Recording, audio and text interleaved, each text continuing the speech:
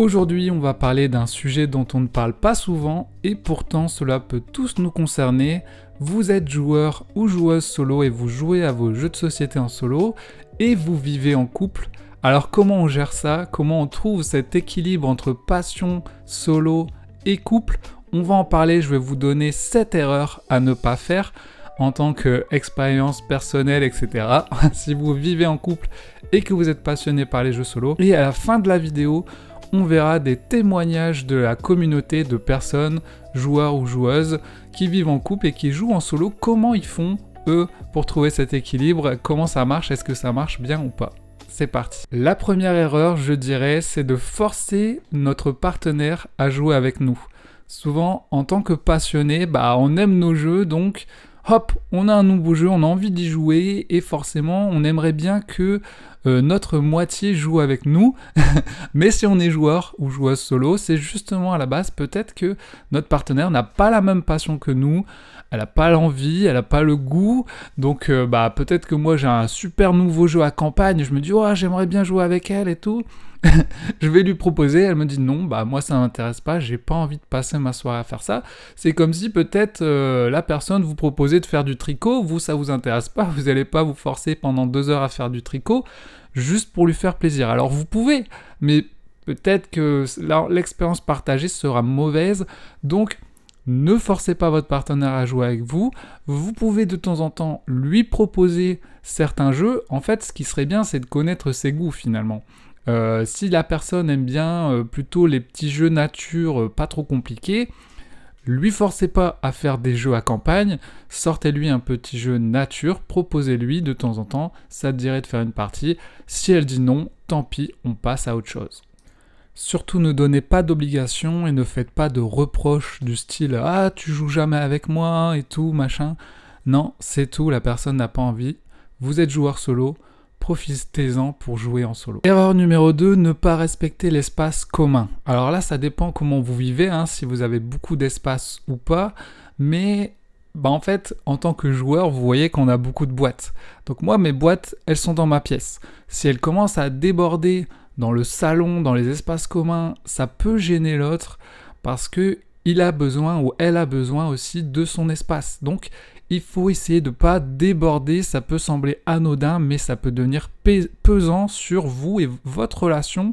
Si vos boîtes commencent à déborder de tous les sens, l'autre va se sentir mal. Et en fait, c'est pareil pour elle. Si par exemple, elle aime bien les habits, il ne faut pas que ça déborde dans votre chambre ou je sais pas, ça dépend. En fait, il faut trouver un espace chacun pour sa passion. Donc, il faut essayer de respecter l'autre pour qu'elle se sente bien dans l'espace commun finalement. Si jamais vous n'avez pas de pièce dédiée, vous pouvez vous dire bon allez, on met une armoire dans le salon, cette armoire elle est dédiée à mes jeux, à moi, ok ça marche, mais je ne dépasserai pas de cette armoire. Voilà, ça peut être juste une armoire et ça va vous fixer vous aussi, à vous limiter finalement, il n'y a pas trop de déborder. Erreur numéro 3, vos dépenses impactent le couple. On le sait bien, la passion des jeux, ça peut être cher, donc on peut vite beaucoup dépenser. Donc il faut trouver cet équilibre à savoir se faire plaisir, mais il faut pas trop que ça impacte le couple. Si par exemple le mois prochain vous partez en vacances ensemble, allez pas faire un Kickstarter à 400 balles et puis avoir de sous pour les vacances pour vous faire un petit resto ou une activité. Après, ça dépend si vous avez un compte partagé où chacun a ses propres dépenses. Vous êtes adulte, vous savez comment gérer, mais faites attention quand même. Et si vous faites 100 € de dépenses dans un jeu, votre compagne ou compagnon a le droit de faire 100 € de dépenses dans une de ses passions aussi. Vous n'avez pas le droit de lui reprocher « Ah, t'as acheté 100 € une paire de chaussures alors que vous avez acheté 100 € un jeu. » Chacun ses dépenses, j'ai envie de dire, mais voilà, il faut que ça n'impacte pas non plus trop le couple. À vous de voir, à vous de gérer, mais vous mettez pas dans la merde, vous et votre couple, pour les jeux. D'ailleurs, le gros avantage qu'on a dans les jeux de société, c'est qu'on peut les revendre, les boîtes, contrairement à dans le jeu vidéo, etc. Donc, De temps en temps, vous pouvez aussi vendre vos jeux pour gagner un peu d'espace, regagner un peu d'argent, même pour votre couple, etc. Donc, c'est quelque chose à gérer quand même. Et on le sait bien, les problèmes d'argent peuvent donner des problèmes de couple aussi. Erreur numéro 4, ne jamais expliquer ce que vous faites. S'intéresser à l'autre, en fait, souvent quand on est joueur solo, on va aller se mettre dans notre pièce, faire notre soirée en solo, et c'est tout. Et après, on revient en mode dans notre couple, bon bah voilà, machin.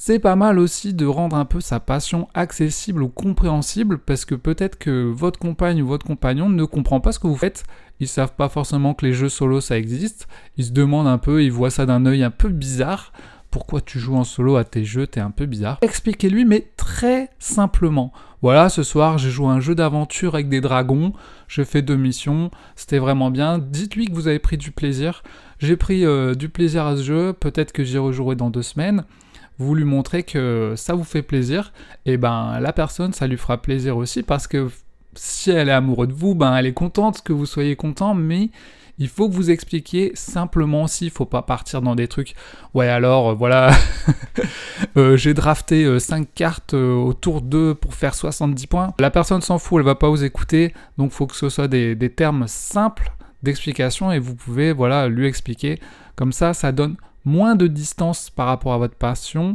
moins d'incompréhension, et il y a peut-être une curiosité qui va s'installer avec le temps, et peut-être qu'au bout d'un moment, justement, la personne vous dira « Bah alors, ce soir, t'as joué à quoi ? T'as joué à ton jeu d'aventure avec des dragons, ou t'as joué à ton jeu avec des aliens ?» Et après, ça commence à créer une petite complicité. En fait, il faut que la personne comprenne. Inversement, si elle a des passions, plutôt que jamais lui poser de questions, demandez-lui, voilà, peut-être qu'elle aime bien les fringues, bon bah voilà, c'est quoi ton nouvel habit, tu me montres, fais-moi un petit défilé de mode et tout. Il faut s'intéresser à l'autre, même si c'est pas notre passion à nous, il faut montrer qu'on s'intéresse à l'autre finalement. Erreur numéro 5, faire passer sa passion avant son partenaire. Ça, c'est pas facile, mais il faut trouver un équilibre en fait, parce que si votre couple il est là et que votre passion elle commence à trop grimper, c'est-à-dire au début vous dites ok, cette semaine je vais faire une soirée en solo, ok, sur mon jeu. Puis après vous dites la semaine prochaine j'aimerais faire 2 soirées en solo. Puis après 3 soirées, 4 soirées en solo, et du coup ben vous passez plus de temps en couple, du coup votre passion elle passe au-dessus. Et ça c'est pas bon, parce que ben en fait ça sert plus à rien. À quoi ça sert de vivre avec quelqu'un si vous passez jamais du temps avec? Ça devient une colocation. Donc il faut arriver à trouver cet équilibre entre les moments que vous passez à vous et les moments que vous passez ensemble en couple. C'est très important de garder du temps pour les deux finalement, et de trouver cet équilibre. Le jeu solo, ça permet souvent de s'évader de beaucoup de choses du quotidien, mais ça ne doit pas non plus remplacer votre relation. Vous avez des soucis dans votre relation, donc vous allez aller vous réfugier dans vos jeux en solo. Il ne faut pas hésiter à communiquer dans votre couple, voilà, et vos jeux, c'est votre passion. Forcément, plus vous jouez en solo, ben moins vous aurez de temps à passer avec votre couple. Donc moi ce que je fais par exemple, c'est souvent je me dis bah le week-end est consacré au couple. Les week-ends sont consacrés au couple, donc tous les week-ends bah je le passe avec ma copine, alors que la semaine j'ai le droit à des créneaux pour jouer en solo, etc. Donc voilà, vous pouvez vous organiser un petit planning. Si vous préférez la semaine, le week-end, tel jour, tel jour, tel jour, le fait de vous organiser, vous dites bah par exemple moi le mardi j'aimerais bien mes soirées en solo. Ben le fait que c'est organisé, bah, votre compagnon, votre copine sait que le mardi c'est votre soirée en solo, et ben elle aussi pourra faire sa soirée solo, peut-être aller voir des copines, aller voir de la famille, se regarder une série, etc. Chacun va trouver finalement son petit créneau. Ça fait du bien aussi en couple de pouvoir trouver des moments pour soi, chacun de son côté, pour ne pas s'oublier finalement totalement. Numéro 6, chacun sa passion. Finalement ça rejoint juste ce que j'ai dit avant, c'est que la plupart des témoignages que j'ai vus où il y avait un équilibre dans le couple, c'est quand chacun avait une passion finalement, une ou plusieurs. Ben, si votre passion c'est de faire des jeux en solo, bah peut-être que votre compagne elle aura une autre passion à elle, donc faut que vous acceptiez l'un et l'autre la passion de l'autre, ne pas faire de reproches, Et en fait, chacun va pouvoir trouver ce créneau où il pourra faire sa passion d'un côté et de l'autre, et ensuite vous pourrez parler ensemble de ce que vous avez fait, et justement ça vous donnera des choses à dire pendant les repas, voilà, moi j'ai fait ça, j'ai fait telle soirée, machin. Donc ça, justement ça alimente votre personne en tant qu'individu et votre couple, parce que vous avez des choses à raconter aussi, sans juger l'autre finalement, et c'est pour ça que, comme on l'a dit tout à l'heure, c'est bien d'expliquer simplement ce qu'on aime faire finalement. Alors numéro 7, négligez les petits détails du quotidien. C'est pas parce que oui, c'est bon, vous avez vos soirées en solo, c'est bon, vous êtes organisé, vous savez que le mardi ou en semaine, vous avez des soirées en solo. C'est pas pour ça qu'il faut tout négliger. Ce qui est pas mal de faire, moi ce que je fais souvent, c'est quand j'ai des soirées jeux en solo, après, avant d'aller me coucher, je fais toute la vaisselle. Comme ça, le lendemain, tout est propre. Le ménage, le machin. Pour montrer que c'est un remerciement, quoi. En échange, je fais des trucs pour le bien commun, le couple, la maison, etc. Et on néglige pas ça aussi souvent. Moi, quand je fais des soirées en solo, je me couche tard. Donc, souvent, plutôt qu'aller réveiller la personne qui dort, je vais peut-être aller dormir dans le canapé pour pas réveiller la personne, pour pas lui casser son rythme de sommeil. Il y en a beaucoup qui jouent en solo la nuit, le soir après le boulot, et du coup ils vont se coucher après l'autre. Donc ça peut créer un petit déséquilibre dans le couple, mais en fait il faut l'accepter et se dire plutôt qu'aller te réveiller à 2h du mat, je vais aller me coucher dans le canapé et puis on se reverra le lendemain, et puis voilà, la nuit prochaine on dormira ensemble. Il faut que votre couple puisse rester serein. Ne faites pas du bruit si vous jouez à 2h du mat, à faire tomber vos dés par terre et machin, et mettre de la musique à fond pour jouer à votre session. Faut bien sûr respecter l'autre. Également, je sais qu'il y a des joueurs solo, ils jouent dans leur pièce, mais il y en a aussi qui jouent en même temps que l'autre. Par exemple, peut-être que l'autre dans le salon va regarder sa série, et pendant ce temps, l'autre il va se mettre sur la table du salon, il va jouer à son jeu. Comme ça, en fait, chacun aura son moment solo, mais en même temps, vous êtes dans la même pièce, et de temps en temps, vous pouvez vous parler, vous jouez en solo, et vous regardez un peu la série, vous dites « Ah ouais, ce personnage-là et tout, je le connais, machin. » Ah ouais, il y a une petite discussion qui se fait de temps en temps, mais vous êtes quand même chacun dans votre truc. Ça peut se faire aussi, ça dépend de votre couple, mais je sais qu'il y en a qui font ça, justement, on va aller voir dans les témoignages. Donc on va lire des témoignages de joueurs et joueuses, c'est parti. Ma femme a ses passions qu'elle fait en même temps que moi, donc ça ne crée pas d'embrouille. Nos passions sont assez importantes dans notre vie, donc on a organisé la maison pour avoir des espaces pour le faire. Je joue rarement dans la même pièce que là où elle fait ses activités. J'ai acheté un grand support pour puzzle, ce qui me permet d'installer un jeu un peu n'importe où, et c'est pratique. Comme ça, si je dois dégager l'espace, ça peut se faire assez facilement. Donc c'est intéressant, on voit que là, ils ont organisé leur maison pour avoir des espaces pour faire leurs activités. Il a carrément fait un support pour, par exemple, s'ils jouent dans le salon, pouvoir le dégager quand il faut. Donc on voit que cet équilibre est trouvé parce qu'ils se sont organisés justement pour partager ses passions. Ensuite, globalement, elle aime bien avoir ses moments seuls, tranquilles, et c'est une joueuse de jeux vidéo, donc pas trop compliqué d'avoir des moments pour jouer, surtout qu'elle bosse le samedi et pas moi. Donc tout est juste simple. Après, c'est juste une question d'équilibre à trouver qui satisfait les deux entre moments ensemble ou tranquille, chacun dans son coin, je dirais. Donc justement, c'est cet équilibre à trouver, que l'un prend pas trop de dessus sur l'autre.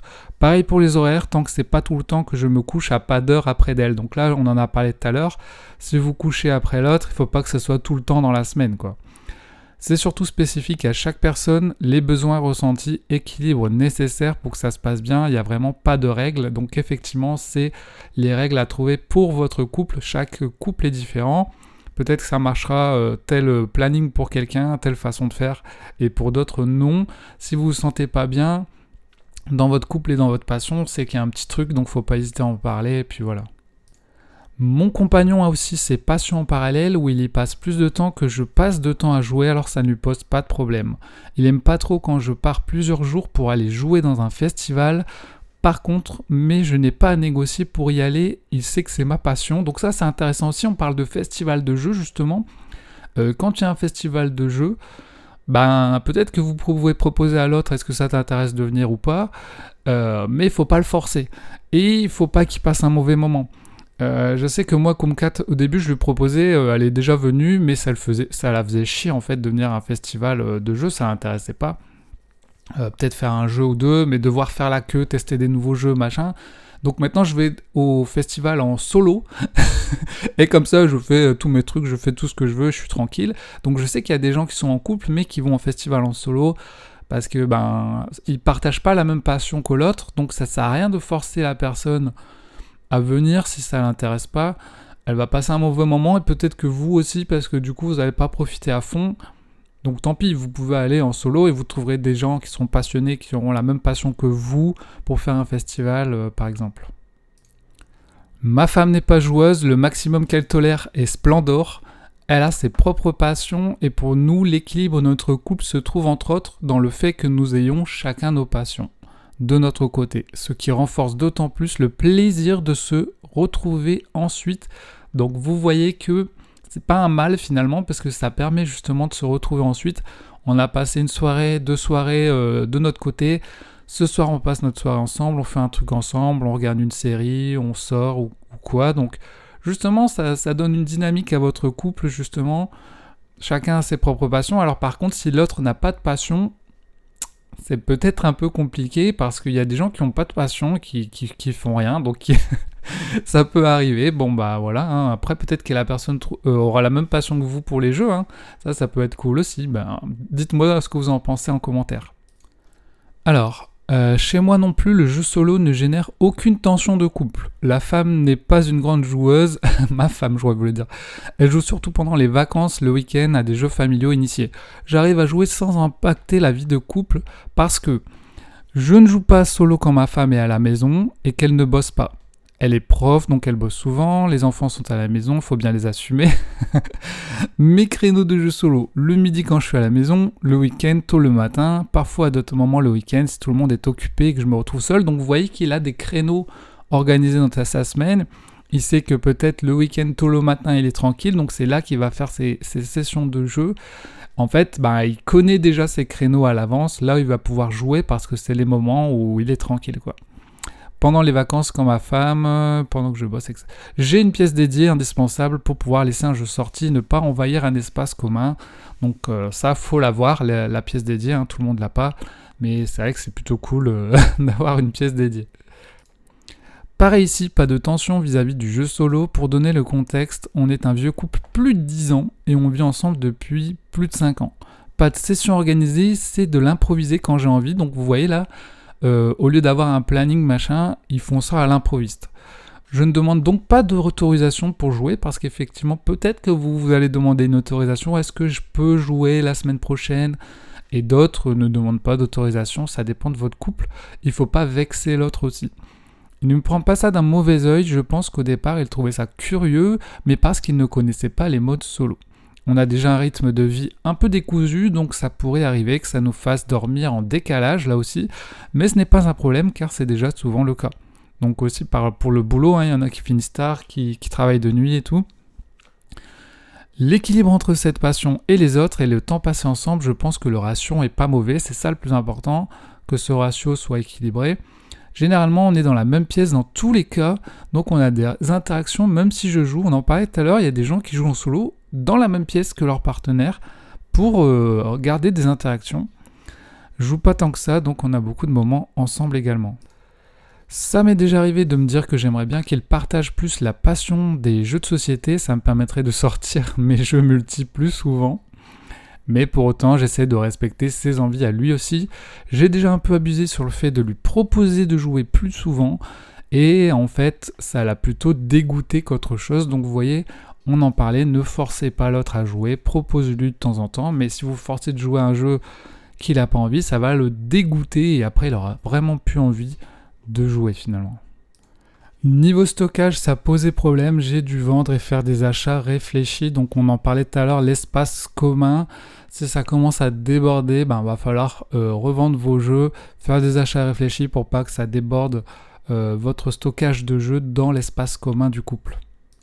Ici encore quelqu'un qui nous dit, ça fait du bien, que ça me permet d'avoir mon moment pour moi et lui aussi de son côté, donc on retrouve ça finalement chacun sa passion et puis tout le monde est content.